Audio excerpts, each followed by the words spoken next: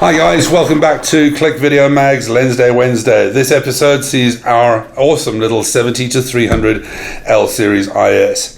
Not quite the great whites you've seen over the last couple of weeks, but most certainly an incredible piece of glass. Canon's made about 4 or 5 different 70-300s over the years, from the standard DC, the ultrasonic stabilizer, the one with the LCD panel, even a diffractive optic lens.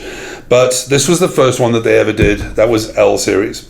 And quite an interesting lens it is indeed, because it's a little bit cheaper than the 100-400mm, probably one of our most popular lenses, but substantially smaller.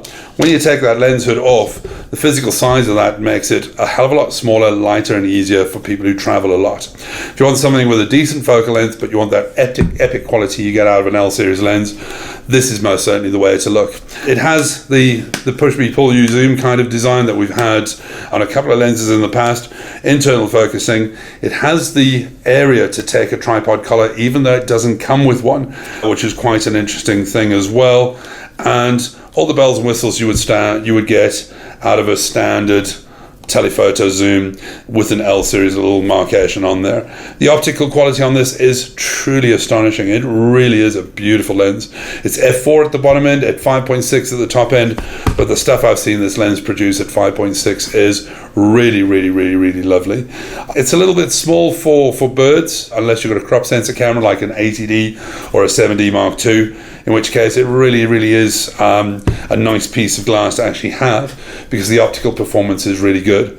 Having said that, the 100-400 proves to be an even better seller than this, and it always has been. But for somebody who travels a lot, who wants a good focal length in a small body, that's a really cool design, and I must admit, I do like it a hell of a lot. As I say, there is the room for the tripod collar. I don't know many people who do use it.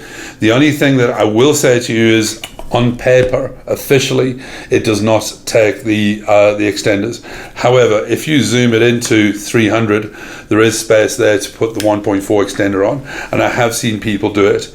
There is a risk if you bump it or if you move it around. I would recommend when you get to 300, drop it into the lock. There is a lock switch over there. Otherwise, that rear element is going to scratch the front element of the 1.4 extender. It can do it. It can work. I wouldn't advise it.